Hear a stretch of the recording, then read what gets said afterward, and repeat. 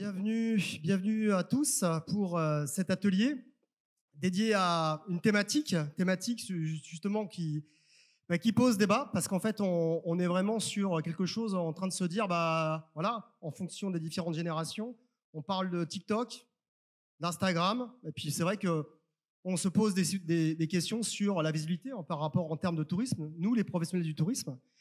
Et donc Arnaud Maes, cabinet ID Réseau, et je suis très très content de recevoir nos invités qui vont et nos experts qui vont se présenter dans quelques minutes. Alors avant ça, je vous propose de faire une petite introduction, d'accord, permettant de chauffer la salle. Allez. Est-ce que la salle est chaude?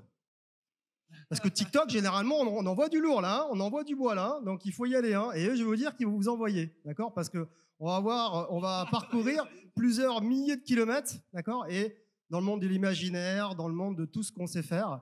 Et par rapport à ça, c'est important. Alors, pour revenir sur surtout, ce qu'il n'a pas dit, c'est qu'il vient de télécharger à l'instant la presse et qu'il y a une chance sur deux que les vidéos plantent. Donc, soyez très indulgents avec lui, s'il vous plaît. Ils sont chauds les deux là. Il me dit comme ça, il est 59, tu dois télécharger la nouvelle presse qui fait pas loin de je sais pas combien de mégas. Et ils sont détendus, et moi aussi. Alors, on y va, c'est parti. Alors, on va commencer tout simplement une question avec une statistique. Premier point déjà. Question, qui ici, franchement, regardez-moi tous dans les yeux, qui va encore sur Google pour chercher quoi faire ce soir, par exemple, à Toulon? Ouais, ça, tu vois, j'en étais sûr. Hein. J'aurais parié un ticket dessus. Je t'ai dit que Google n'est pas mort, au contraire. Ouais, c'est ça. Donc la génération Z, elle est où la génération Z? Elle est là ou elle n'est pas là? Eh ouais, elle est là. Et ben eux, quand on leur pose cette même question, vous savez quoi? Elles tapent ça sur TikTok. Et donc, elles obtiennent, d'un coup, en 30 secondes, et ben, ils ont tout ce qu'il y a de mieux. Alors, le mieux, il va falloir me définir les cocos là, d'accord? Sur que TripAdvisor et compagnie. Donc, ça veut dire que ces plateformes ne sont plus seulement, en fait, des réseaux sociaux, mais vous allez nous montrer qu'elles deviennent de véritables moteurs de recherche visuelle. Par rapport à ça, ce qui va être important, c'est quoi? L'implication pour nous, professionnels, parce qu'on on doit les attirer, vu que c'est avec eux qu'on risque de faire notre visibilité, notre chiffre d'affaires, etc. Ça veut dire qu'en fait, voici les 3 éléments qui vont être importants. Adaptation des stratégies de contenu. Ça nous oblige à mettre l'accent sur ces formats courts, longs, visuels, authentiques, et puis surtout, on doit capter de l'attention sur ces différentes plateformes, sur lesquelles nous, on n'est pas issus de cette génération. Ça, c'est un premier casse-tête. Deuxième casquette, c'est la fin de journée, casse-tête plutôt, optimisation pour la recherche sociale. Ça veut dire que là, c'est quoi les hashtags qui, eux, utilisent? C'est quoi les descriptions claires, les collaborations avec des influenceurs pour améliorer cette fameuse visibilité? Et puis derrière, après, ce qui va être important, c'est que nous, les marketeurs, il nous faut des KPI, parce que c'est pas tout de faire du boulot. C'est que derrière, on doit voir si, par des indicateurs que vous allez nous présenter, si les engagements, les partages, les commentaires, tout ça, est-ce que ça marche ou pas? D'accord? Et voilà, le programme en 1 heure. D'accord? Donc ici. Donc on va essayer de comprendre. L'objectif de l'atelier, c'est de voir ces fameux codes de référencement touristique et surtout comment vous pouvez adapter votre stratégie de contenu pour rester visible, désirable dans ce nouvel écosystème. Alors tout de suite, en fait, voici, pour décrypter tout ce qu'on vient de voir ensemble, voici nos 2 experts. Alors on va commencer par Enzo. Enzo, tu vas te présenter. Bonjour à tous, moi je m'appelle Enzo, je travaille chez Webedia. Vous avez vu Marie ce matin qui est dans mon équipe et on travaille donc chez Webedia. On est au service des acteurs du tourisme en France et à l'international sur des logiques de production de contenu autour principalement de contenu vidéo. On va beaucoup parler de vidéo aujourd'hui, de marques médias, d'influence. Donc voilà, on va parler de tout ça dans le secteur du tourisme. Ça va très vite et donc on est très content d'être ici. Merci Enzo. À toi de jouer, Grégory. Et bonjour à tous, moi je suis Grégory, je suis le fondateur de l'agence Les Compteurs. Ce qui est bien, c'est qu'il va y avoir une belle complémentarité. Enzo va vous faire rêver un peu avec tous ces contenus-là créés par des influenceurs, des producteurs, même en interne, et qui sont hyper waouh. Et nous, ça fait 10 ans qu'on fait ce métier-là. Donc on est la génération des boomers un peu. Donc on a vu TikTok arriver de la même manière que vous en se disant comment on va faire tout ça. Donc je vais essayer après Enzo de vous dire comment faire, comment vous y prendre, comment faire si vous externalisez et peut-être vous accompagner, vous donner quelques astuces pour que vous le fassiez aussi en interne. Et donc on aura le monter dans les étoiles et ensuite comment on le fait de façon hyper pragmatique. Mais eux, en préparation, ils m'ont fait monter dans les étoiles. Et là, ils vont vous sortir du lourd. D'accord? Là, c'était pas mal quand même. Allez, dernier élément, dernière question que je vous pose. Donc, par rapport à ça, les évolutions des usages, hein, vous allez répondre à cette question. Pourquoi de plus en plus de voyageurs, et surtout cette fameuse génération Z, se tournent vers ces plateformes pour rechercher de l'information? Allez, c'est parti. On envoie. C'est à toi de jouer. Bon, spoiler alerte, parce que tout le monde a dit que Google était mort et que tout le monde allait sur TikTok.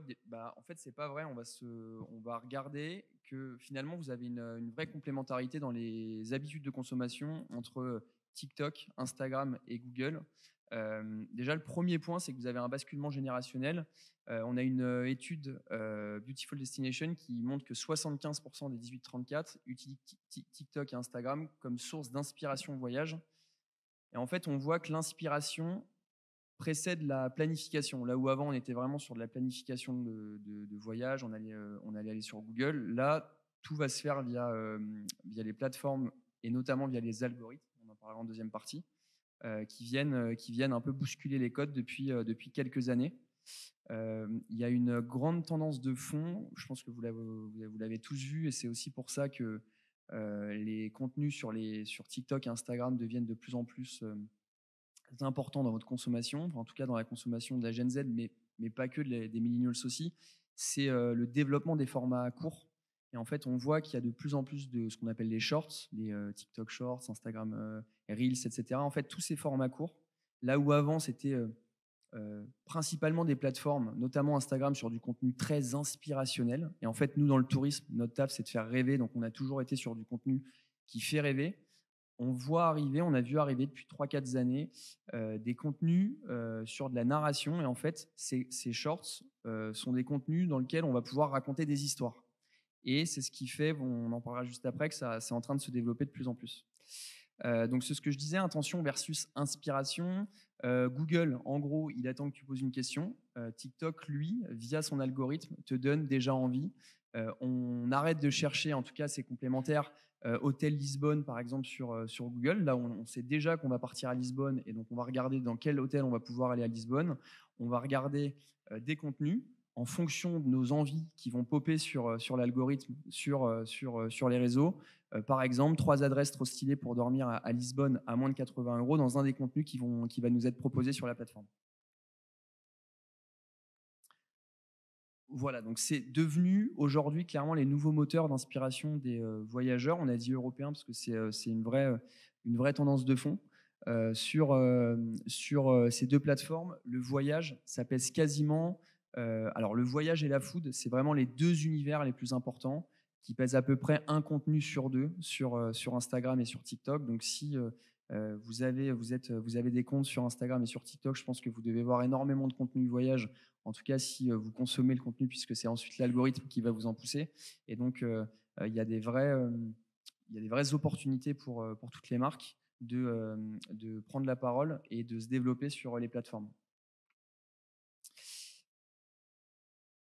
Alors, on a fait un petit schéma juste pour vous expliquer un peu comment on arrive à la prise de décision. Avant, il y avait je pense que TikTok et Instagram, ça permet justement à la Gen Z, aux millennials, de travailler ce qu'on appelle la zone grise. C'est un peu j'ai pas forcément en tête là où je vais partir, et en fait, la preuve sociale, ce que je vais voir sur les réseaux, va me donner envie de partir. Là où avant, on était sur une logique de planification une fois qu'on avait pris une décision. TikTok et Instagram sont vraiment devenus des moteurs qui nous permettent de s'inspirer et de prendre des décisions. On aura un exemple juste après sur une marque média qui s'est montée, qui s'appelle Spotlist, qui est justement liée à de la... je vois une adresse et cette adresse va me permettre de choisir une destination. Et ben là, c'est un peu ça.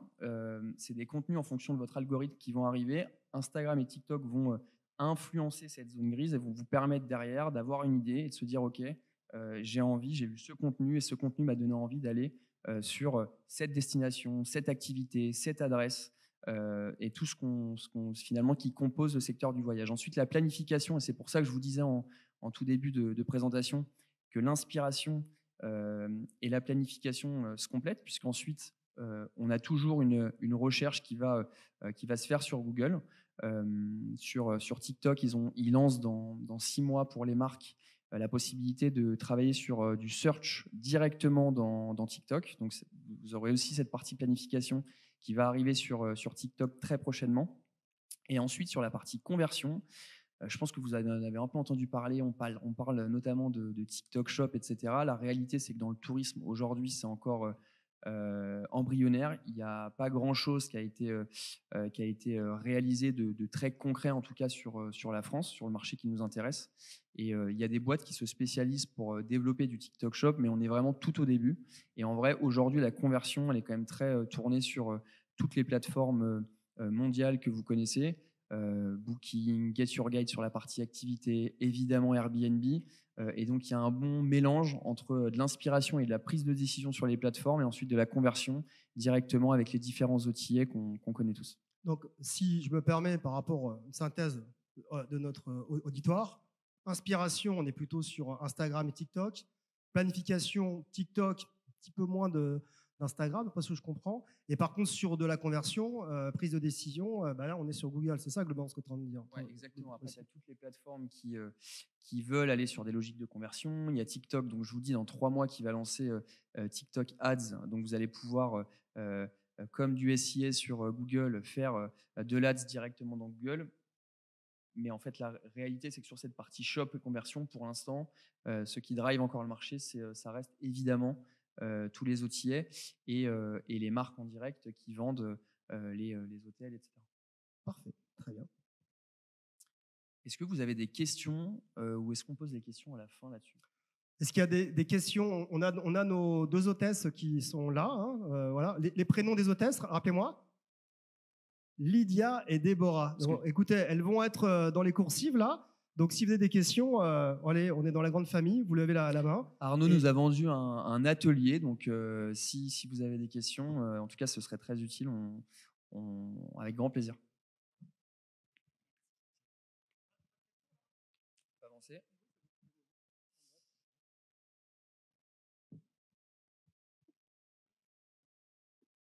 Voilà, donc si on fait un focus TikTok, donc ça c'est des contenus qu'on a eu d'une étude que TikTok a fait très récemment. TikTok inspire et oriente les décisions des voyageurs. Vous avez 40% des personnes qui sont, en tout cas sur du contenu, qui regardent du contenu voyage, qui vont être inspirés sur le choix de leur destination. 33% qui vont être inspirés sur tout ce qui est activité, expérience. 30% sur le choix de l'hébergement, on aura un exemple juste après, et 23% sur tout ce qui est planning et itinéraire. Et après, sur toutes ces grandes thématiques, vous allez avoir des contenus et des formats qui vont apparaître sur la plateforme. Par exemple, si on tape New York pendant 3 jours sur la barre de recherche, vous allez avoir des contenus qui vont remonter. Et on parlera après de comment bien remonter en algo sur la plateforme.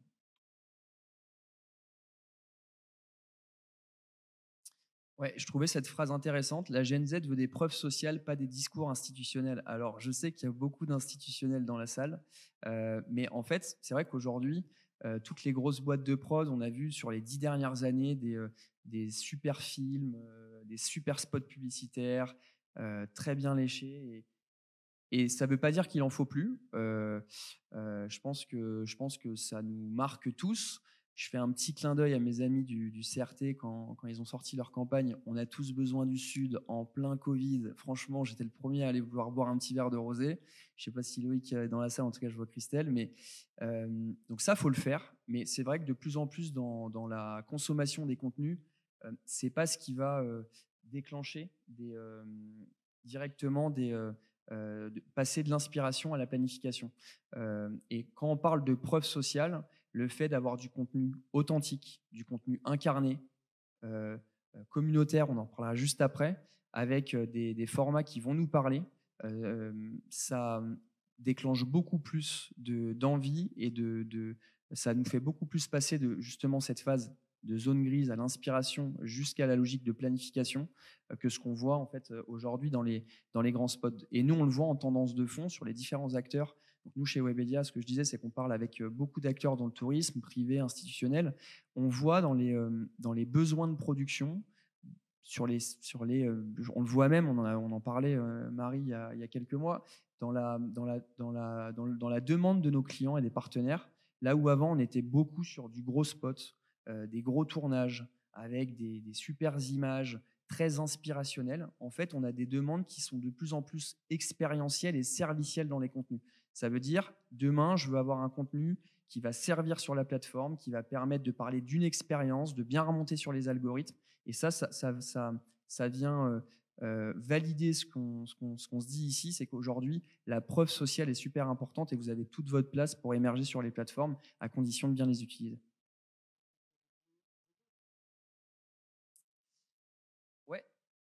Alors là, c'est un contenu. Ouais, là, on va parler de vidéo. Alors, je sais que c'est un peu c'est une porte ouverte, évidemment, mais le fait que les plateformes se soient développées, je vous parlais du développement des formats courts, notamment aussi parce que tous ces formats courts, surtout dans le voyage, ils se font à travers le développement des contenus audiovisuels. Et en fait, les contenus audiovisuels, c'est ce qui se développe de plus en plus. Cette expertise en contenu vidéo, donc nous, on essaie de la travailler chaque jour. Et le fait de réussir à parler aux audiences et d'avoir le bon contenu sur les plateformes, c'est quelque chose qui est super important. Il faut que le contenu il soit qu'on passe une émotion, immersif, qui ait de l'authenticité, qui soit reconnaissable, qui soit simple. Voilà, c'est les critères de base pour qu'un contenu soit bien fait et bien vu et qui puisse parler à vos potentiels prochains clients. Et la force du contenu vidéo se développe en tout cas de plus en plus. Alors souvent, moi, en formation, on me dit, mais alors, on est plutôt sur des formats horizontaux, des formats verticaux. Qu'est-ce que tu en penses là par rapport à ça? Alors sur les différents types de contenus, nous on appelle ça contenu court et contenu long. Donc vous avez différents types de contenus. On a les contenus longs qui vont être principalement donc, ce qu'on appelle l'horizontal sur YouTube, hein, principalement si on parle de plateforme sociale. Donc là, c'est tout ce qu'on a vu, le développement de tous les créateurs de contenu qui font du contenu sur le voyage. On a par exemple des exemples. On a un créateur de contenu qui s'appelle Papsan, qu'on a envoyé en Australie. Lui, il fait du contenu, ce qu'on appelle IRL, donc in real life. Il va à la rencontre d'abonnés, il va parler avec différentes personnes. Ce contenu, il va être tourné dans des conditions du direct. Soit il va être produit et diffusé sur Twitch, soit il va être produit et distribué sur sa chaîne YouTube.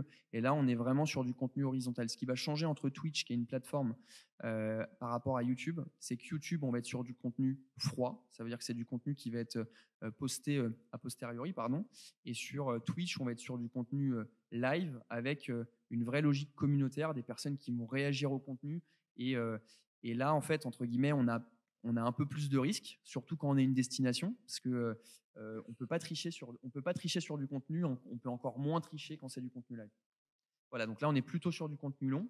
Et après, sur tout ce qui est contenu court, effectivement, c'est le développement des contenus courts avec la force de la vidéo sur les dernières années, donc avec tout ce qui est Reels, TikTok, Shorts, etc.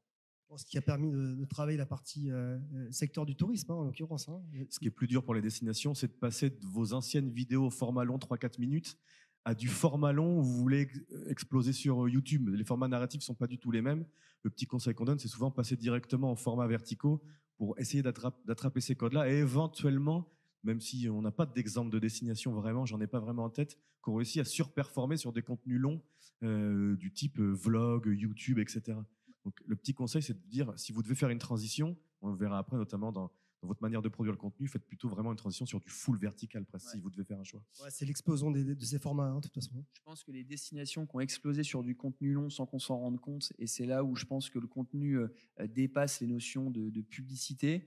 On a tous entendu parler d'Emily in Paris, et ça a cartonné sur la cible, notamment sur les Américains, donc sur le... Alors, j'ai pas les chiffres d'Atout France, je crois que Eve est dans la salle, elle pourra nous les donner. Eve, si tu nous entends, tu peux prendre le micro avec grand plaisir, mais je sais qu'en tout cas, il y a eu un uplift sur les Américains qui sont venus à Paris après avoir visionné Emily in Paris.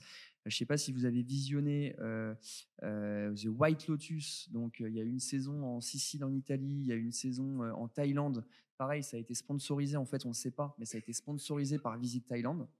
Et en fait, c'est là où le contenu narratif remplace le contenu et les spots publicitaires bien léchés, etc. Et ça, pareil, pour une destination, il y a énormément d'opportunités. Très bien. Tu me parlais peut-être d'incarnation, c'est ça, je crois, de mémoire. Hein, voilà. Il nous reste 40 minutes, hein, voilà, je vous le dis. Bon, on va aller pouvoir de l'incarnation. Et quand on parle d'incarnation, on a beaucoup parlé d'influenceurs, etc. Oui, l'influence, c'est important. Oui, la création, avoir des créateurs de contenu, c'est important parce que ça permet d'avoir des personnes qui vont suivre les habitudes de consommation d'un de leurs créateurs et pouvoir potentiellement les suivre et leur faire confiance. C'est une vraie question de confiance. Ça, c'est un avis qui est un peu plus perso.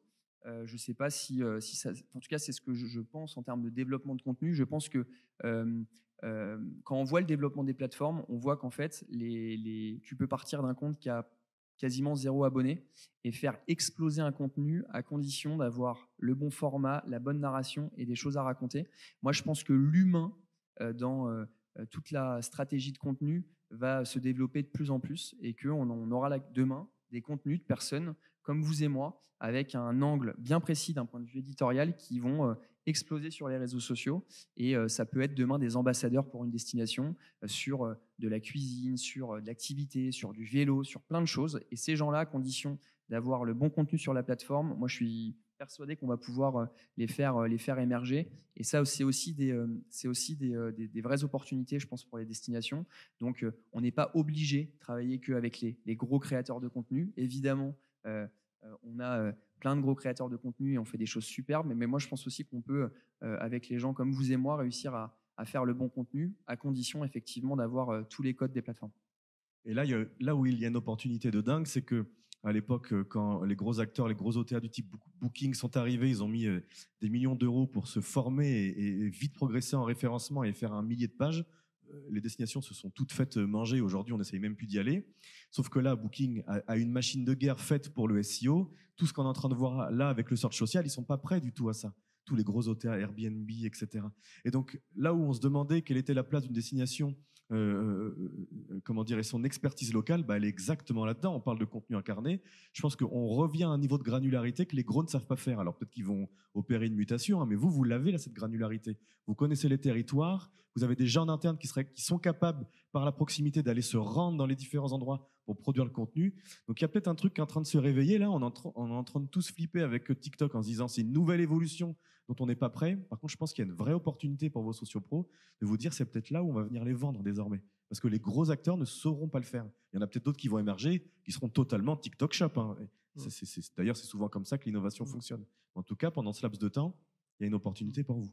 Donc, en fait, ce que vous dites là, c'est que Madame Tout le Monde, Monsieur Tout le Monde peut tout à fait en fait faire office d'influenceur. Jusqu'à maintenant, on allait les chercher, ils étaient codifiés, etc. Et en fait, on part sur le pouvoir de l'humain. En fait, c'est ça, en fait, nos échanges. C'est ça qui m'a vraiment ici. Parlons maintenant des âges un petit peu. Qu'est-ce que vous pouvez nous dire par rapport aux usages ? On a voilà, des usages qui diffèrent. Donc non, on n'est plus uniquement sur quelques plateformes. Toutes les plateformes en fait trouvent leur audience en fonction des différences d'âge. Et effectivement, on a un boom dans l'indice sur les 15-24 sur TikTok, Instagram plutôt sur les 25-34. Et ensuite, on a Facebook qui est prépondérant sur les plus de 45 ans et Google qui est, ce qu'on voit qui est un peu prestable sur tous les âges. Voilà, donc sur les formats, maintenant, si on rentre un peu plus dans le concret, on a des formats qui évoluent aussi par rapport à tout ce qu'on vient de se dire. Là, on a pris 3 formats. Un exemple avec Spotlist, un exemple avec Easy Voyage, un exemple avec le Media Experience. Spotlist, le concept, il est simple et ça, c'est hyper important. Dans ce que vous souhaitez mettre en avant sur les plateformes, il faut que ce soit simple. Il faut qu'on sache directement ce que vous souhaitez promouvoir, quel est votre service, etc. Spotlist, c'est choisis ta destination en fonction de l'adresse. Je ne sais pas si vous avez vu cette vidéo sur Mykonos. Elle a fait plusieurs dizaines de millions de vues. Elle a explosé. C'est une adresse en particulier.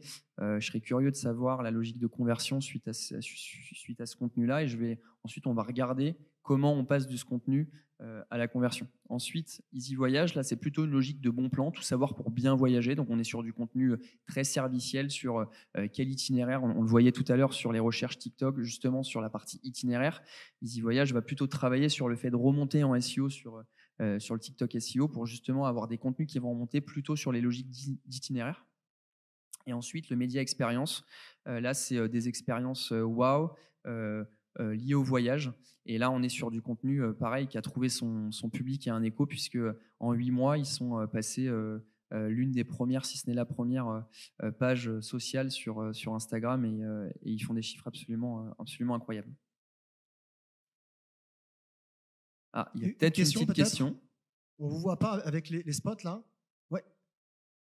Le nom de la dernière plateforme. Alors, ça Vous s'appelle quoi le Media Experience. Ils ont lancé un compte pendant le Covid qui s'appelle le Média Positif. Je ne sais pas si vous êtes abonné sur Insta, même sur TikTok. Le fondateur, Hugues, un jour, il a lancé un tweet sur X, c'est sur X maintenant, lié à la positivité pendant le Covid, qui était une période qui n'était pas dingue. Hein.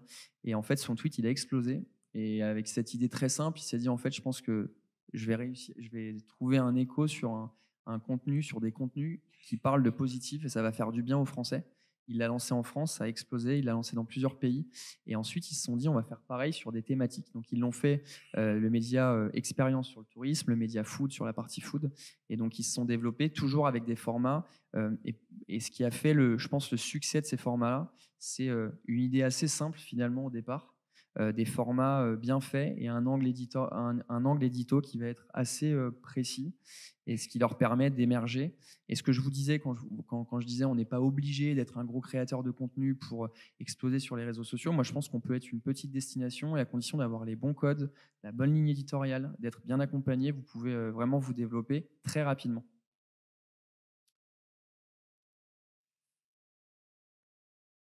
Voilà, donc il faut être là où la recherche commence vraiment dans le feed des utilisateurs, dans les contenus natifs, dans les suggestions personnalisées. Donc là, c'est TikTok, notamment sur la partie search. L'idée, c'est d'avoir les bons contenus pour remonter, que ce soit sur TikTok ou Instagram, dans les algorithmes et que justement vos contenus soient le plus vus possible par toutes les audiences qui sont sur ces différentes plateformes. Alors justement, les algorithmes, qu'est-ce que tu peux en dire alors, par rapport aux algorithmes? Alors les algorithmes, en fait, ce qui a changé, donc c'est effectivement, ça va pas, c'est pas parce que vous êtes abonné à un certain type de contenu, c'était un peu le cas il y a quelques années que les contenus vont vous être proposés, mais en fait, c'est qu'est-ce que vous allez être susceptible d'aimer. Souvent, on dit regarde mon feed et je te dirai qui je suis. Donc curieux d'avoir un feed TikTok, si vous voulez, on peut le passer en live. On peut avoir des mauvaises surprises, hein, donc on va peut-être pas le faire. Hein. Mais bon, globalement, c'est ça. En fait, c'est hyper précis. Ça fait franchement même assez parfois flipper parce qu'ils sont très forts. Et en fait, le contenu, il va t'inspirer avant même que tu aies une intention concrète. Et tu as quasiment sur les contenus qui. Enfin, je ne sais pas si ça vous est déjà arrivé, mais en tout cas, le nombre de contenus qui vont arriver sur vous par rapport à ce que vous êtes susceptible d'aimer, des choses ensuite qui vont déclencher des réactions plutôt d'achat, de conversion chez vous, ou d'enregistrement, parce qu'on peut aussi enregistrer les contenus. Ça se développe de plus en plus. C'est assez dingue. Ouais.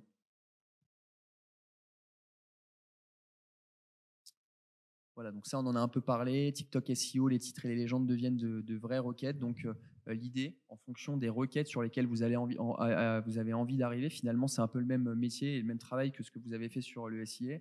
C'est en fonction des requêtes sur lesquelles vous avez envie de sortir, il faut qu'on réussisse, il faut que vous réussissiez à créer des contenus pour sortir sur ces requêtes. Mais il faut que toutes ces requêtes-là, dans un premier temps, avant de penser à quelle requête, sur quel contenu, elles aillent dans un chapeau de qu'est-ce que vous voulez promouvoir pour votre marque de manière assez simple sur les réseaux. Bon, Réori, tu nous en parleras tout à l'heure. Attention, il nous reste une demi-heure. Et ben, je vais aller vite. Voilà, alors, c'est là où tu veux nous faire rêver, là. Bah voilà, on a différents types de contenus qui se complètent. Hein, contenu, c'est pas soit on fait du contenu court, soit on fait du contenu long. Là, on prend un exemple. On travaille avec ce matin, on était avec eux, on travaille avec Aéroport de Paris. On va faire une production sur un format plutôt interview. Donc ça, ce sera un format avec un créateur de contenu qui sera plutôt distribué sur YouTube, avec un format interview en coulisses, etc. Et ensuite, de cette interview, de ce format, on va en retirer des shorts qu'on va pouvoir publier avec les bons contenus sur les réseaux sociaux en format court. Voilà, donc là, si on prend l'exemple de Kaizen, vous avez sûrement entendu parler, donc on en a un peu parlé ce matin, qui a été produit par Webedia avec Inoxtag, qui a plus de 42 millions de vues. C'est un contenu qui a été multidistribué, qu'on a vu sur YouTube, qu'on a vu ensuite sur TF1+. On a un peu bousculé l'économie des plateformes là-dessus, puisqu'on l'a vu un peu partout. Et ensuite, on en a retiré des contenus, notamment sur la phase de teasing. Je pense que vous avez vu certains contenus sur les réseaux sociaux. On a été beaucoup présent en relais sur X, sur Insta et sur TikTok. avant la sortie, un peu le point d'orgue du contenu long qui a été dans un premier temps diffusé en salle, puisqu'on a fait une diffusion au Grand Rex, puis ensuite une diffusion le lendemain à 14h sur la chaîne YouTube d'Inoxtag, qui est aujourd'hui à 42 millions de vues. Donc on va juste regarder un petit contenu si on a le temps. Ça marche pas. Et voilà, ça, c'était le risque. C'était l'aléa du tout à direct. l'heure, ici. Ouais, on a été un peu ambitieux. Bon. Voilà. Alors, c'est vrai que là, par rapport à ça, donc, c'est vrai que quand on voit en fait la philosophie de Kaizen, enfin, d'Inoxtag, c'est arrête de scroller et fais de ta vie quelque chose. Donc c'est vrai qu'au-delà de ça, c'est qu'en fait, quand on parle effectivement de la notion de réseaux sociaux, il y a aussi ce qui est intéressant, c'est que tu nous parlais d'une part, qu'il y avait un impact en fait sur la jeunesse, mais aussi il y avait un impact aussi sur un message et l'environnement de la montagne. Je veux bien que tu en parles un petit peu aussi. Ouais, il y a une étude qui est sortie, vous pouvez la trouver en ligne, qui s'appelle, vous tapez étude Avas CSA Inoxtag Kaizen, qui parle de l'impact de Kaizen sur le milieu de la montagne. Il y a eu beaucoup de critiques justement au départ en disant c'est la partie écologique, il va montrer l'Everest, etc. Et finalement, en fait, on se rend compte que le contenu, il a eu un vrai impact sur la reconnexion à la nature, sur la déconnexion, sur l'envie de se remettre en mouvement, comme il le dit si bien dans son documentaire. Et tout ça, justement, c'est des messages très positifs qu'on a réussi à passer avec cette production. Et c'est aussi notre ADN, l'ADN, je pense, de tous les producteurs, c'est qu'au-delà de ce que vous souhaitez passer comme message sur vos utilisateurs et sur vos audiences, c'est quels sont les messages positifs que vous pouvez passer pour faire évoluer les choses. Ça marche pas. Je passe. On passe. Je passe tout. On en a un peu parlé, voilà, juste pour Spotlist, juste pour terminer, juste pour vous parler de la conversion sur les logiques d'inspiration. Quand vous êtes dans votre zone grise et que vous avez vu un contenu et que vous vous dites « Ok, j'ai envie d'y aller », je pense que la première chose, vous le partagez à vos communautés, c'est ce qui se passe beaucoup. Le contenu, il va être partagé sur Instagram, sur TikTok, à votre petit copain, petite copine, vos amis, etc. Ensuite, vous enregistrez et ensuite, vous avez deux options. Soit vous allez booker directement avec des liens de redirection, parce qu'aujourd'hui, le TikTok Shop ne fonctionne pas vraiment très bien. Soit vous allez booker sur les plateformes que vous connaissez, donc tous les OTA. Et ça, c'est plus difficile à traquer. Mais en tout cas, oui, pour ceux qui se posaient encore la question, est-ce que TikTok, est-ce que Instagram vous permettent demain d'aller augmenter le nombre de ventes et de conversions que vous faites? La réponse est clairement oui, oui et oui. Tu peux passer après, je pense qu'on a un peu fait le temps. Voilà. Merci beaucoup. Très bien. Alors, donc, sur 25 minutes. Donc là, en fait, c'est sûr qu'Enzo, il nous a fait rêver. Maintenant, toi, tu es là pour nous dire comment on fait. D'accord ? Donc, voilà. Alors, on y va. Tactico-pratique. On est face à des professionnels. Maintenant, ils veulent aller là. D'accord ? Mais c'est quoi la méthode que tu leur proposes ? L'idée, c'est de se dire, bon, c'est hyper sympa. Il y a des contenus de malades et c'est vrai que ça révolutionne un peu la manière de produire de contenu. Mais vous, souvent, quand vous êtes devant la feuille blanche, il y a, mine de rien, il faut aussi se le dire, il y a moins de moyens. On n'a pas des studios de production en interne où vous n'avez pas les capacités toujours d'externaliser. Et puis surtout, on le voit, il y a 2 ans, le dernier CM The Beach, tout a changé. C'est-à-dire qu'il y a 2 ans, on faisait pas la vidéo était très peu utilisée. Maintenant, elle est partout. Et puis on vous parle même d'IA. On vous dit que le SEO n'est plus sur Google, il est maintenant sur TikTok. Donc comment on va faire ? On va tout décortiquer à l'envers pour vous dire. Et comment essayer de le faire ? Regardez les cycles d'innovation. Alors, je n'arrive pas à voir les slides, mais regardez Netflix, il a fallu 3 ans et demi pour faire 1 million. ChatGPT, on est déjà à 5 jours. Les vidéos TikTok, sur l'adoption de TikTok est phénoménale. Rappelez-vous les discours qu'on avait il y a peut-être 8 ans, 6 ans. On se disait, je ne vais pas aller sur Instagram. C'est que des jeunes sur Instagram. Et on restait sur Facebook. Ne perdons pas cette pyramide d'âge sur TikTok, parce que dans 10 ans, tout le monde ne recherchera que de façon sociale et pas vraiment sur cette façon-là de Google.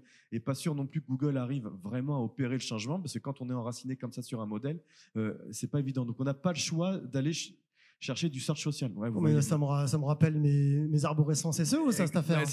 Voilà, c'est exactement ça. En fait, ça a changé, mais ça n'a pas vraiment changé. C'est-à-dire que, mine de rien, on continue de rechercher les mêmes choses. On les recherche juste pas au même endroit. Donc, si vous avez déjà des petites notions SEO, si jamais vous avez déjà fait les ateliers de ce matin, c'est la même chose, en fait. Les gens vont continuer à regarder ce qu'il y a à faire, ce qu'il y a à voir, les restos. Alors regardez, après on peut aller dans la déclinaison du référencement d'un restaurant et d'une type de cuisine, d'un quartier, d'une spécificité, etc. Les où dormir également. Donc type d'hébergement plus lieu, c'est hôtel Toulon, et lieu plus service, c'est hôtel Toulon pas cher. Idem sur des mots-clés les spécifiques à des lieux. C'est la même chose que le référencement, hein. Les plages, les musées, l'agenda, etc. Un truc qui change vraiment, enfin non, qui ne change pas et qui est encore pire, c'est pour les destinations loi NOTRe. Vous savez, l'Office de tourisme de Toulon, ça s'appelle Provence Méditerranée. Ah bah moi, je te mets une colle alors que tu me colles là. Bon, bah regardez, pas prévu, regardez, on est tous des experts, on connaît pas. Donc regardez, personne ne tape déjà sur Google Provence Méditerranée hôtel, ça va être encore pire sur TikTok. Donc votre logique de référencement est pour être visible, faites attention à ça puisque les noms de territoires n'étaient jamais tapés et parfois vous remontiez quand même par chance parce que vous aviez un historique de site internet, un historique SEO. Là sur TikTok, il n'y a pas d'historique, tout le monde part de zéro, le petit producteur de contenu à la maison comme les institutions. Donc si vous ne faites pas attention à cette histoire de géographie touristique, vous n'émergerez pas sur TikTok. On parle du search, hein, on ne parle pas de vidéos classiques. Je crois qu'on a une petite question par ici. Alors n'hésitez pas s'il y a des questions, hein. Alors, pour tout vous dire, on a les spots en pleine figure, donc on est incapable de voir ici. Il y a des questions ou pas? Là-bas au bout? Allez-y. Donc pour les questions, la règle est simple, hein. Vous vous présentez et puis des questions relativement courtes. Bonjour. Je suis Laurie, je suis la community manager de l'Office de tourisme Provence Méditerranée, justement. Ah bah non, super. C'était pas prévu. Hein. Merci. Donc, merci de venir à mon sauvetage. On est en pleine refonte, en fait. On a lancé notre nouvelle identité le 25 mars, donc c'est tout récent. Et on utilise justement TikTok depuis. On arrive à 9000 abonnés sur TikTok. Et effectivement, c'est vrai que les gens, pour l'instant, ils comprennent pas ce que c'est Provence Méditerranée, ils savent pas si on est à Nice, si on est à Marseille, mais c'est justement ce qu'on est en train de changer. Et c'est le genre de vidéo qu'on est en train de faire, c'est qu'est-ce qu'on fait à Toulon, où manger, où dormir, des formats qui sont vraiment inspirationnels. Donc, on arrive quand même à avoir 9000 abonnés sur TikTok malgré tout. Donc, bravo. Voilà, c'est juste que c'est en train de s'installer. C'était juste pour rebondir sur votre remarque sur Provence Méditerranée. Et pardon qu'ils ne sachent pas le nom, hein, c'est vraiment. Ouais, c'est honteux. Je suis désolé. Non, mais c'est exactement ça. C'est-à-dire qu'il y a la différence de logique entre la marque et le marketing. C'est-à-dire qu'il faut installer la marque Provence Méditerranée, mais les gens ne la cherchent pas de cette manière-là. Donc voilà. On essaye d'abord de chercher la façon dont ils recherchent pour ensuite leur exposer la marque. C'est pour ça que nous, on fait que faire ailleurs, que faire à Toulon, où venir. Mais voilà, on est en train d'installer. Mais pas que faire en Provence Méditerranée. Exactement. Mais c'est en cours. Et si on reprend là par rapport à ça, tu les cherches comment ces mots-clés? C'est quoi tes outils? Oui, il y a la slide. Ah bah c'est marrant ça. Donc regardez, les outils de search c'est les mêmes que les outils SEO, sauf qu'ils ne vont pas vous dire vraiment les recherches sur TikTok. J'en ai trouvé un qui est en version freemium, sauf que vous faites avoir, parce qu'en version freemium, vous n'avez pas ce qu'on appelle le search volume en visibilité. Donc, vous pouvez payer un mois pour avoir toute la liste des mots-clés. Donc, l'outil s'appelle keywordtool.io. Ça vous donne la même chose sur Google. Vous pouvez aller voir sur Bing, sur YouTube, etc.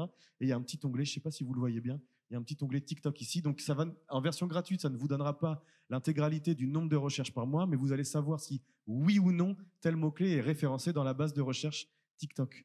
Alors souvent, on me pose la question en formation, on me dit mais tout ça, moi je suis pas un expert et tout, le mieux c'est quoi? C'est d'internaliser, d'externaliser? Allez, à toi de répondre, parce que je crois qu'ils attendent les réponses. L'idée, il y a deux façons de faire, hein. Soit vous d'ailleurs ça peut être les deux, c'est pas et ou. C'est vous pouvez avoir une externalisation, donc dans ces cas-là, on va vous parler un peu de comment il faut que vous formuliez vos cahiers des charges pour pas vous retrouver avec une vidéo de 4 minutes et que vous ne sachiez pas comment l'utiliser. Et après, on verra si vous internalisez, comment vous faites. Premier élément, alors on en parlait un peu dans l'atelier, mais vous savez, ce fameux hook qui démarre dans les vidéos et qui est les 3 secondes d'accroche, si vous voulez en avoir une sorte de panoplie, on parle vraiment du search. Hein, là, vraiment, je ne veux pas vous parler des formats inspirationnels, c'est vraiment les formats qui vont performer en search. Donc, c'est les que faire, les que voir, donc ça reste des topitos. Et ça marche énormément. Et donc... Quand tu vas... Ah oui, non, j'avais plus... Ah, pardon, super. Et donc, il y a une petite technique sur les hooks où souvent, vous n'allez pas toujours avoir, par exemple, on prend Toulon, vous faites une vidéo, vous faites un contenu d'ailleurs TikTok sur les meilleurs restos, vous allez être coincé au bout d'un moment. Parce que sur certains, vous allez pouvoir faire de la vidéo, vous allez pouvoir emmener quelqu'un sur place la faire.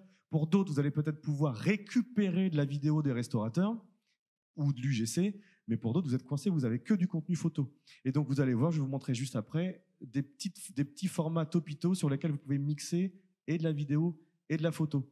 Donc nous, on a une technique, c'est la technique du hook, où avant de présenter les hébergements ou les restaurants en question, on a une vidéo incarnée, c'est ce dont parlait Enzo tout à l'heure, où la personne va faire un petit comment dire, quelque chose sur la vidéo pour attirer l'œil, et elle va présenter le topito.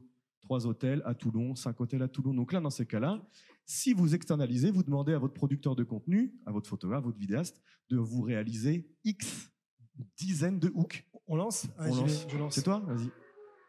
Donc là, par exemple, c'est une vidéo sur présenter des hôtels. Bah, cette vidéo-là, on l'a tournée 10 fois. Elle a fait 1 hôtel, 2 hôtels, 5 hôtels, 10 hôtels. Et donc, en fonction du contenu qu'on veut présenter... Bon. Allez, je vous le montre. Les filles. Donc, en fonction du... J'avais pas vu que tu avais mis la vidéo. En fonction du contenu et du top qu'on veut montrer, on a toute une bibliothèque de hooks, donc de petites accroches qui différencient en fonction du nombre de contenus qu'on a à montrer, et on a varié les mises en scène pour ensuite pouvoir réutiliser du contenu selon les besoins. Vidéo longue, ça, du minute 30, hein, c'est ça? Ah non, là, c'est du 30 secondes. Là, je vous ai montré que le hook en plus. Ouais, le hook, hein, là, vous avez les 5 premières secondes, et ensuite, vous avez le contenu. Donc, ce qui va marcher ensuite, c'est que plutôt qu'une vidéo d'une minute longue, plutôt qu'une vidéo d'une minute 30 longue que vous faites dans vos cahiers des charges, c'est ce que disait un peu Enzo, on sait que les gens vont rechercher que faire, que voir, les adresses insolites et secrètes, ça c'est beaucoup demandé aussi. Bah, plutôt que de faire une vidéo, vous demandez dans votre contenu et dans votre cahier des charges, le livrable c'est 8, 9, 10 micro-vidéos que vous allez pouvoir utiliser sur le temps long, que vous utiliserez sur TikTok, que vous utiliserez sur Insta, que vous utiliserez même en short. On a fait des tests où on se dit, short sur YouTube est en train de monter, il y a des statistiques énormes sur le temps de vue, on a juste publié comme ça les contenus, là, ça fait du 1000, du 2000 vues, du 3000 vues, sans aucune communauté, ça part de zéro.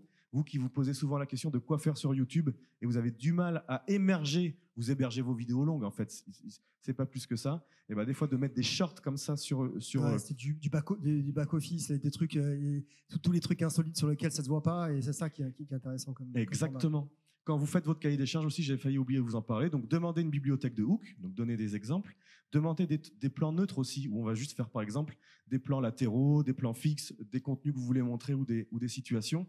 Et vous pouvez aussi avoir des plans incarnés. Donc, on prend l'exemple d'un que faire à Toulon. On a le plan neutre du restaurant et on peut avoir le même plan où vous avez un figurant avec vous et qui fait semblant de manger, par exemple. Ce qui veut dire que pour un reportage de prod que vous ferez, vous aurez une petite bibliothèque de hooks que vous garderez bien au chaud. Pour des contenus, vous aurez les mêmes contenus en plan neutre, ce qui veut dire que peu importe, entre guillemets, les tendances qui vont suivre, vous aurez au moins des plans neutres à présenter.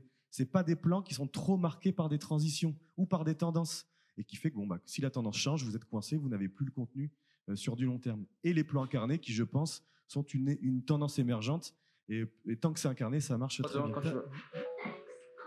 Ça, c'est ce qu'on vous a montré. Ne t'inquiète pas, je pense que des hooks et des réels, ce soir à la soirée, on va en avoir un paquet, hein, n'est-ce pas? On va avoir ça. Exactement. Faites aussi ça attention dans vos cahiers des charges. Certains vont dire, nous, on vous livre tant de contenu, on vous livre pas les rushs, et c'est limité à X photos ou X vidéos. Essayez de récupérer un maximum. C'est bête, mais comme on est sur de la réutilisation de contenu, on peut même parfois faire plusieurs contenus de resto à Toulon, d'hôtel à Toulon. C'est presque même les mêmes hébergements que vous allez montrer. Vous allez juste changer la musique, juste changer le montage. Mais ça, encore faut-il que vous puissiez avoir les rushs à votre disposition. Donc, quand vous faites des cahiers des charges, demandez-les et négociez les rushs. Regardez. Est-ce qu'on prend un créateur de contenu ou on prend un influenceur? Si votre sujet, c'est de créer du contenu sans bénéficier de l'influence, il n'y a pas d'utilité à aller forcément chercher des influenceurs. C'est-à-dire qu'un influenceur, vous allez payer et pour sa technicité de vidéo et pour sa communauté. Mais comme maintenant, vous n'avez plus besoin d'avoir 100 000 abonnés pour avoir 1 million de vues, ça ne sert à rien, dans ce cas-là, de payer la notoriété. Donc, on a fait des tests avec, on anime le TikTok de la région South of France. Ici, en fait, on a fait des tests où c'est produit soit par des influenceurs, soit par nous, soit par des créateurs de contenu lambda. On se rend compte qu'en termes de vues, alors forcément, il y a des sujets qui plaisent plus. Hein. Forcément, quand on est sur un sujet comme ça, maritime, balnéaire et tout, ça marche hyper bien. Mais on se rend compte que, et donc là, c'est produit par une influenceuse. Mais sauf que ça ne fait pas un nombre de vues beaucoup plus fort que si c'était produit par un créateur. Cette vidéo-là ne bénéficie pas de la notoriété de l'influenceuse. On l'a prise parce qu'elle produit des contenus canons, pas parce qu'elle a une communauté. Et après, sur d'autres sujets comme ça, très basiques, c'est ça que je vais vous montrer aussi, en fait, ça cartonne aussi. Bon, le sujet s'y prête aussi. Et là, sur des... Voilà, je suis en train de vous faire un melting pot de musique. J'arrive pas à enlever. Donc là, on est sur un sujet qui est quand même beaucoup plus Et encore que sur TikTok, des sujets un petit peu comme ça, d'exposition, de patrimoine, de petit patrimoine. À l'époque, sur Instagram, vous aviez du mal à en faire la promotion parce que on demandait de l'esthétisme à l'époque sur Instagram. Maintenant, avec les vidéos format court, les gens sont très intéressés par ce type de choses-là. Donc même quand vous faites des contenus search sur les 10 choses à faire à Toulon, désolé, je reprends le même exemple du coup, mais n'hésitez pas à aller mettre du petit patrimoine et du patrimoine. C'est quand même quelque chose qui, désormais, intéresse la communauté. Ça, c'est assez hallucinant pour vous, où jusqu'alors, c'était plus difficile, notamment quand vous avez des destinations à la fois littorales et arrière-pays, ou loin autre, où vous avez des plus petits patrimoines à côté de la destination phare. Bah, mine de rien, les formats courts vous permettent de valoriser tous ces sujets que vous aviez du mal à faire jusqu'à présent. Bon, et donc, un petit point temps quand même, un quart d'heure. Hein, voilà. Un quart d'heure, c'est très bien, c'est très bien. Juste, j'ai une petite question, pardon. Là. Excusez-moi. C'est fini. Allez-y. Oui, j'ai deux petites questions. La première, je voudrais savoir si c'est important d'utiliser tout ce qui est les trends dans les TikTok, même si c'est des trends complètement débiles avec la culture du vide. Est-ce que c'est important de les utiliser ou pas pour valoriser nos produits?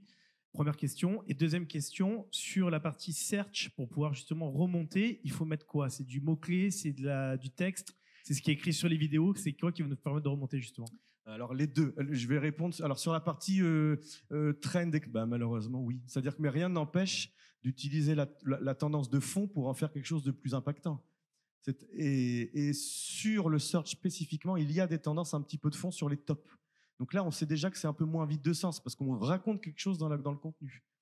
Toutes les tendances vides de sens, comme vous le dites, il faut le faire. C'est intéressant de le faire pour avoir un petit boost de visibilité sur TikTok. C'est pas ça qui va forcément vous faire remonter sur le côté search.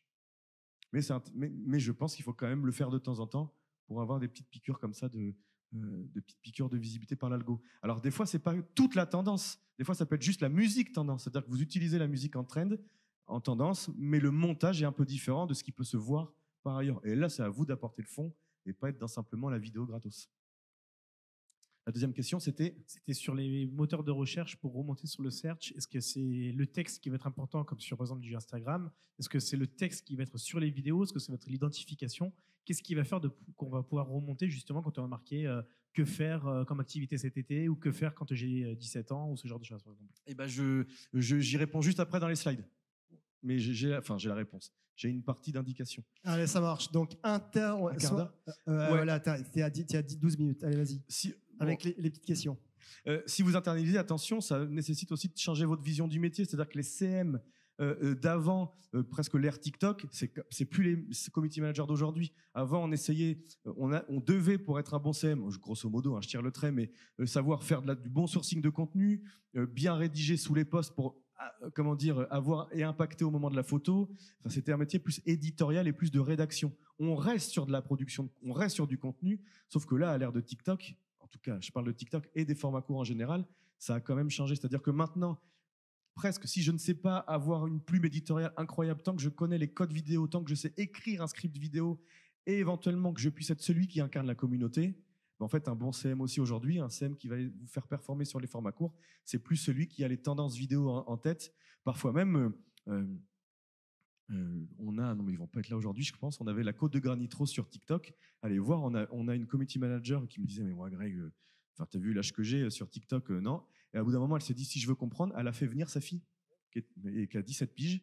Elle s'est mise à ces codes-là. Alors parfois, il y a des vidéos un peu tendance, peut-être vide de sens comme on le dit, mais elle s'est vraiment immergée là-dedans. Et aujourd'hui, elle est devenue hyper douée. Et quel que soit, entre guillemets, l'expérience qu'elle avait avant et l'âge aussi. Donc, si jamais c'est des codes qui vous dépassent, et on est un peu dans ces âges-là aussi, ouais, malheureusement, et ça peut être intéressant aussi d'accueillir des profils qui, eux, sont exactement dans les codes TikTok, parfois même de façon choquante, parce que c'est pas du tout notre culture.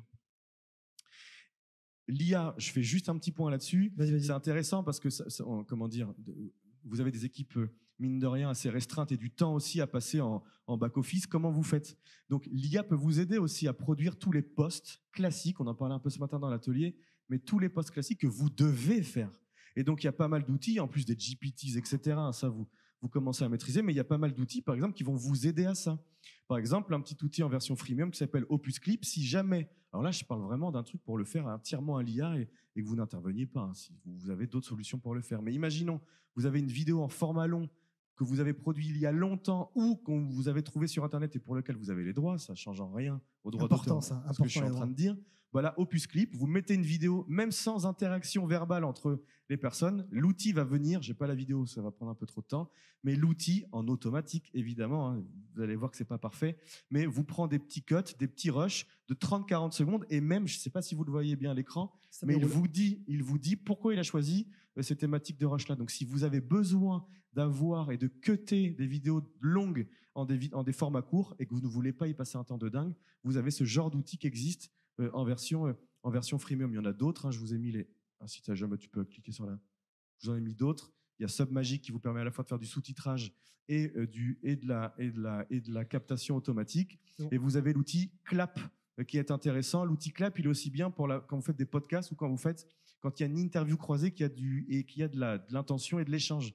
Il est génial celui-ci. Et Vid.io, c'est un mix de tout ça. Mais comme je vous montre des versions freemium, et si jamais vous n'avez pas, entre guillemets, les moyens ou l'envie de vous abonner en version payante, bah vous switchez entre les outils et vous vous amusez à utiliser les versions freemium.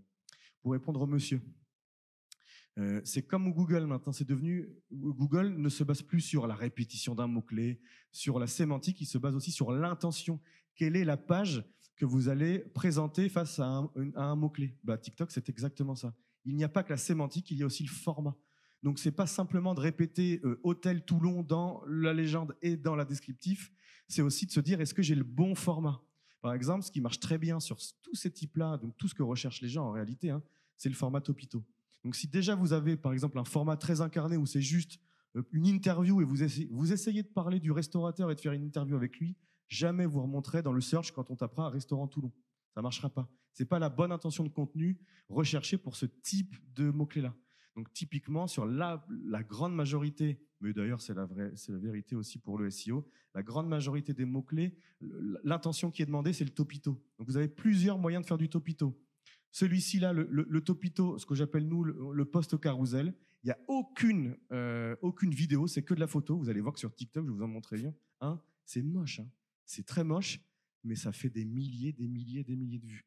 Vous en avez un autre qui s'appelle, ce qu'on appelle nous le vidéo hook plus photo. C'est un peu ce que je vous ai montré tout à l'heure. C'est quelqu'un d'incarné qui va vous faire un 3 et ensuite c'est que des photos qui défilent. Normalement, les photos, vous les avez dans vos SIT, par vos prestataires, etc.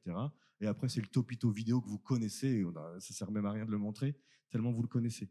Regardez les formats. Le premier, non, ça commence à l'envers, c'est pas grave. Ça, c'est le topito vidéo. Vous le connaissez.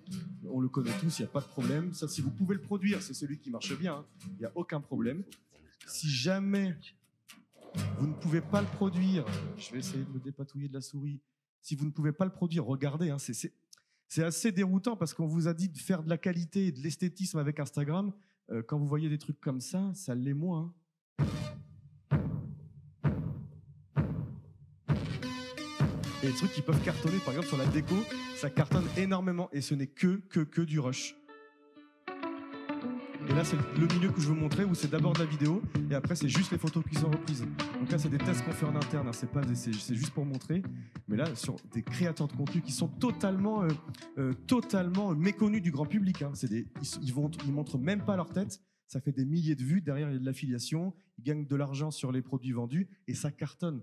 Ça veut dire que c'est pas simplement des formats qui font du like, c'est que derrière, il y a beaucoup de créateurs de contenu comme ça, un petit peu en sous-marin, qui utilisent ces formats-là pour gagner de l'affiliation et gagner de l'argent sur les ventes des produits. Parce qu'il veut dire que nous, en termes de destination, vous pouvez le faire aussi si certains le font. Hein. Donc, et après, ça marche comme pour le SEO, c'est-à-dire l'intention de recherche, la répétition. Vous pouvez même demander à ChatGPT de garder le sens de votre contenu, mais de densifier le mot-clé à l'intérieur. Les hashtags ne marchent pas vraiment. Par contre, on est en train de faire des tests là.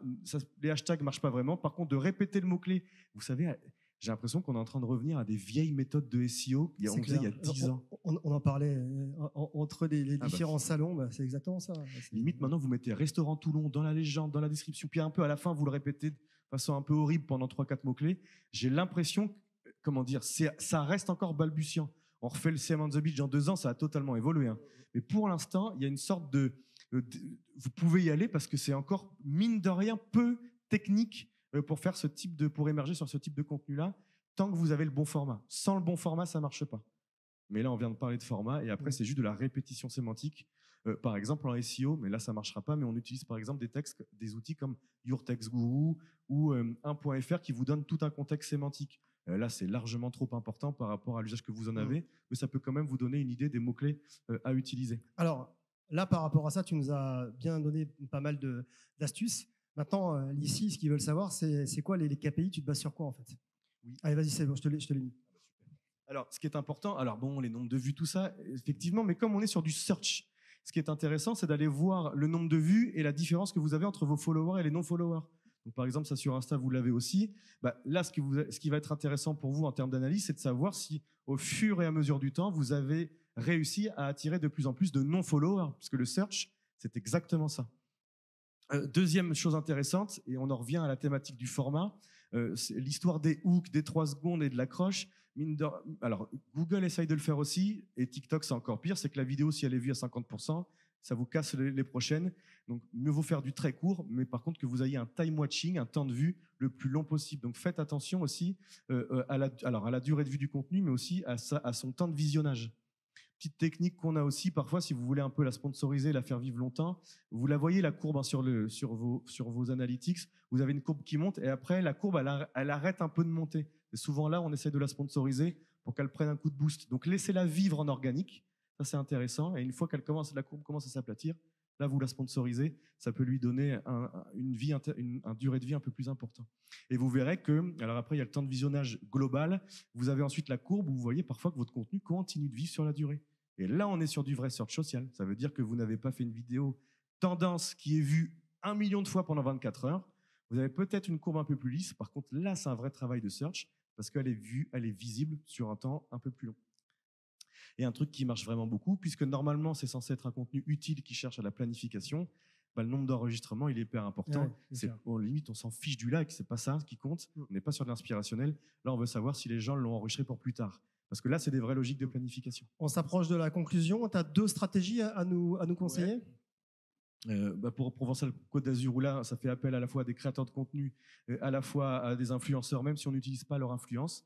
Donc regardez un peu les nombres de vues, la stratégie. Là il y a une stratégie quand même où ça publie beaucoup, hein. Mine de rien, pour être visible, il faut quand même relativement publier. Le budget ads il n'est pas hyper important, et pour autant on arrive à faire pas mal de vues avec des formats très tendance qui vont popper une seule fois, et de plus en plus aussi on essaye de faire des formats longs. Un autre que j'aimerais vous montrer, je crois qu'en plus elle est ici, regardez, c'est que parfois on a des Kaizen en est un très bon exemple, hein. Paka aussi, mais des fois on a mine de rien, on a aussi les moyens qu'on a, et c'est pas pour autant qu'on ne peut et qu'on doit rien faire. Et donc là c'est un sujet qu'on aime beaucoup. Par exemple, c'est l'Ardèche qui a fait, on parle beaucoup de mutualisation, et là l'Ardèche par exemple, ils se sont mis autour de la table avec tous les offices de tourisme. On partait de zéro en disant mais alors moi faire du TikTok, mais jamais de la vie j'en ferai pas. Donc on a formé tout le monde dans un bootcamp, tout le monde s'est marré. Jessica maintenant fait des 80 000 vues sur son compte toute seule comme une grande. Regardez, ils ont fait, alors c'est la slide d'après, regardez, on les a tous mis autour de la table. L'idée c'était de se dire on s'en fout si ça fait des bides, c'est pas grave. Le but c'est de commencer à faire de la vidéo juste pour comprendre comment ça fonctionne. On les a fait faire. Ils ont fait quoi, une vidéo ou 2 par semaine chacun, chaque office. Donc, il n'y avait pas énormément de vidéos non plus au global, mais par contre, une vraie régularité. Et le plus dur, c'est de faire. C'est pas d'être parfait, ça ne marchera pas au début. Donc, c'était juste de dire, bon, allez, on s'en fout des résultats, on veut juste faire. Ça a créé une habitude chez eux. Et là, Jessica venait nous voir tout à l'heure au centre en disant, regarde, j'ai suivi les conseils, j'ai mis ma tête, j'ai fait ci, j'ai fait ça. Elle a fait 80 000 vues sur, c'était quoi, tu t'allais acheter de la vaisselle. Génial. Incroyable. Donc là, c'est des anciennes statistiques. En plus, ça a largement augmenté. Tout est fait maison, tout est organique. Le premier objectif, c'était de se dire, on se lance sur le truc, même si on n'y comprend pas grand-chose, même si on n'a rien charté. Parce que le plus dur, c'est de s'y mettre. Et ensuite, on commence à apporter de la charte éditoriale, du planning et du format. Et ça marche tout seul. Les offices se sont regroupés à l'échelle du territoire. Et c'est beaucoup plus puissant quand on fait une vidéo d'un office de tourisme où le nom n'est pas forcément connu, mais de se représenter via l'Ardèche, et ça commence à très très bien marcher pour un truc totalement fait maison. Donc l'idée c'est de se dire on peut rêver hyper grand, c'est génial aussi de se dire on veut avoir des ambitions de fou, si vous avez les moyens, mais foncez et courez-y. Par contre, même s'il n'y a pas de moyens, il faut juste faire et ça peut marcher aussi. Super ce retour d'expérience avec l'Ardèche. Alors messieurs, je vous propose Allez, parce qu'il faut bien conclure, et après on prendra quelques petites questions. Je sais pas où ici. Conclusion courte, parce qu'on est déjà en off là, mais globalement trois mots, 3 conseils, trois ce que vous voulez. Allez-y. C'est le premier. Bah tiens, vas-y Enzo. Qu'est-ce que tu peux peut-être ce que je disais sur le pouvoir de l'humain. On n'a plus besoin d'être un influenceur, un créateur de contenu pour se lancer, à condition d'avoir un angle édito, quelque chose à raconter, que ce soit simple et pour se développer et pour percer sur les plateformes sociales. Je pense qu'aujourd'hui, c'est à la portée de tous, à condition évidemment d'être accompagné. Donc ça, je pense que c'est le vrai développement qu'on voit. La puissance des algos et ce qu'on a vu tout à l'heure, et le développement des vidéos, notamment sur les formats courts, qui va se développer de plus en plus. Donc voilà, maintenant, il faut mettre tout ça ensemble et lancer des formats. Je pense qu'effectivement, c'est des choses qui vont se développer pour des marques, à condition d'avoir toujours un peu les mêmes ingrédients, un format simple, quelque chose qui soit authentique, avec plutôt de l'expérience versus de l'inspiration, parce que c'est ce qui va vous permettre de faire déclencher des actions et lancer des formats. Donc voilà, on est à votre entière dispo en tout cas, et j'espère que ça a été clair. Merci pour ces trois conseils. Pour toi, Grégory. Je reviens au côté search pour pas répéter ce que tu dis, mais l'exemple de Toulon est très intéressant. Ça, si vraiment vous l'avez intériorisé, la différence entre votre nom de marque, qui n'est pas forcément une marque de nom de territoire, et le marketing que vous devez faire de vos contenus, ça, vous avez vraiment tout compris. La différence entre que faire à Toulon et que faire en Provence-Méditerranée, si vous avez compris ça intimement, franchement, c'est déjà la première étape. Deuxième étape, c'est incarner le truc. C'est-à-dire que le jour où vous aurez honte de ce que vous avez mis, c'est que c'est très bon signe. Ça veut dire qu'on a assez vu votre tête et que c'est très incarné. Donc allez-y, parce que c'est ça qui va faire vraiment le côté authentique dont tu parles. Il faut vous montrer, et si vous en avez un peu la honte parce que vous n'aimez pas vous voir votre tête, c'est que c'est bon signe. Et dernière étape, publier et accepter de vous planter. En fait, c'est que ça pour un jour, et on ne sait pas pourquoi, hein, des fois. Hein, la vidéo va faire 100 000 vues, et c'est là où vous allez commencer à comprendre l'algorithmie. Donc j'ai envie de vous dire, vous commencez pas à faire des charts, faites juste des vidéos, et ensuite vous commencerez à consolider tout ça. Alors même si je suis animateur, je vais quand même aussi rentrer dans le jeu, si vous voulez bien. Parce que c'est aussi important, c'est que là on nous fait rêver. Les outils sont relativement faciles, hein, on le voit. Hein. Voilà, on peut rapidement devenir, non pas influenceuse, mais avoir des grands comptes comme on peut voir sur l'Ardèche. Mais ce qui est important quand même aussi, et nous c'est ce qu'on dit aussi avec Idées Réseau, avec l'ensemble des collègues, c'est qu'il faut faire attention à la surpromesse. D'accord ? Parce que là, maintenant, on a plein d'outils à notre disposition. L'IA, on n'en a pas trop parlé, mais c'est clair. C'est important, c'est que derrière, il ne faut pas survendre. D'accord ? Parce qu'on peut être vite débordé par des outils, je ne sais pas ce que vous en pensez, mais il faut aussi revenir un petit peu à la réalité des choses. On a une promesse par rapport à ce qu'on vend, notre destination, et parfois, c'est vrai qu'on peut avoir des décalages, et dans ce cas-là, ça peut en fait un effet ciseau. Vous en pensez quoi ? C'est presque ça se pose plus cette question-là, parce qu'avant, sur Instagram, on survendait. Il fallait faire la photo Instagrammable. Donc on rangeait vraiment tout, on faisait la photo de dingue, on l'a surexposée, vous connaissez les codes.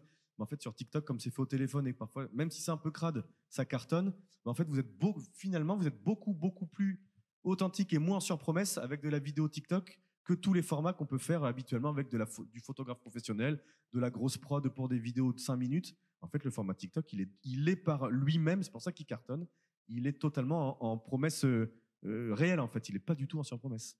Très bien. La question, ça m'a permis, ici, il y a 2 micros, donc place au public.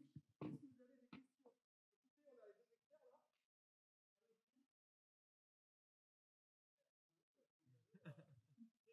Mais ils ont posé leurs questions avant, c'est pour ça.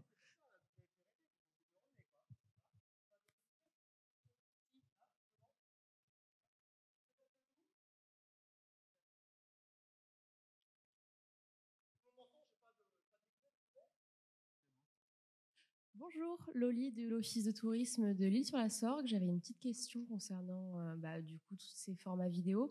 On parle beaucoup de se mettre en avant, peut-être en tant que personne, et de faire des accroches. Mais j'avais la question quant à l'audio. Est-ce que c'est conseillé ou pas de parler, peut-être du moins dans l'accroche ? Je nuance moi sur le fait de se mettre en avant. Je pense que c'est pas fait pour tout le monde. Je pense que quand on dit que vous avez tout à votre disposition. En vrai, c'est quand même un métier, sinon les boîtes de prod n'existeraient pas. Donc, c'est pour ça qu'on accompagne aussi plein de marques. Vous pouvez évidemment le faire en interne à condition d'avoir des vrais experts. Et après, sur le fait d'incarner les contenus, je pense qu'on est d'accord sur le fait de dire que c'est très important parce que ça permet de développer le côté authentique, la crédibilité, le côté communautaire aussi. Si c'est une personne qui a un peu enfin, une communauté déjà établie. Et ensuite, donc oui, je pense qu'il faut le faire. Après, voilà, c'est pas donné à tout le monde. Et il y a des gens qui vont être très à l'aise, qui vont trouver leur angle éditorial et qui vont en fait trouver leur audience assez facilement.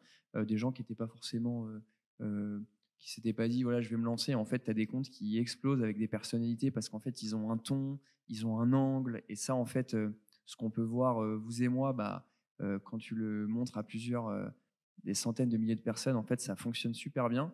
Et à l'inverse, voilà, il y a des gens qui sont pas forcément faits pour ça. Et donc oui, je pense qu'il faut se lancer, oui, il faut incarner les contenus, à condition, ce que je disais tout à l'heure, d'avoir un format, un angle éditorial avec quelque chose finalement d'assez simple dans la promesse et qui se répète, parce que c'est important aussi dans ces logiques de format, une logique de répétition dans ce qu'on va raconter. Et pour ajouter du coup à cette question, est-ce que vous pensez qu'on doit parler dans ces vidéos ou rester vraiment sur de l'écrit? Dans la voix off a un format qui marche très très bien. Ouais. Même de la voix, de la voix rajoutée en post-production, ça marche très très bien. Et après, à l'inverse, il y a des formats, tu vois, dans les exemples qu'on montrait, tu as Spotlist, eux, c'est plutôt sur du texte sur la vidéo et ça cartonne. C'est en fait plutôt le pouvoir de l'image. Et après, ce qu'on montrait là sur le Média Expérience, par exemple, eux, ils sont très clairement, si vous regarderez, sur effectivement des contenus incarnés avec de la voix off derrière. Parfait, merci. Avec plaisir.